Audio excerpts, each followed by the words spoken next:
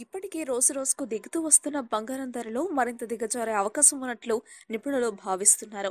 అంతర్జాతీయ పరిణామాల నేపథ్యంలో మార్కెట్లో 10 గ్రాముల బంగారం ధర 26,000కు దిగువకు చేరుతుందేమోనని అనుమానాలు వ్యక్తం చేస్తున్నారు. ఇటీవల పసిడి ధర సాంకేతికతంగా కీలకమైన 28,000 కన్నా దిగజారినా ఏమాత్రం కూడా కోలుకుని బులియన్ మార్కెట్ మరింతగా మార్కెట్ వర్గాల్లో ఆందోళన కలిగిస్తోంది. అలానే ఎంసెక్స్ మార్కెట్లో శుక్రవారం 27,000 దిగువకు పడడంతో విశ్లేషకుల అంచనాలకు మరింత బలాన్ని ఇస్తోంది. దీంతో వాణిజ్యంలో బంగారం ధరలు 26,910 కనిష్ట స్థాయిని నమోదు చేసుకున్నాయి.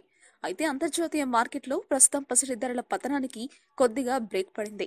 కాగా దేశీయ మార్కెట్లో మాత్రం పసిడి ధరల పతనం అలాగే కొనసాగుతోంది.